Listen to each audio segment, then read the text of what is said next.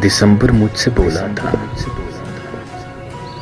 अब कि मैं जब आऊंगा तुझे फिर से पुकारूंगा, उसे मैं साथ लाऊंगा जो तुझको भूल बैठा है, कि जिसके हिज्र का लावा तेरा तन मन जलाता है, कि जिसकी याद की झीलों में अक्सर डूब जाते हो, कि जिसके वास्ते बैठे यहाँ तुम गीत गाते हो। दिसंबर मुझसे बोला था,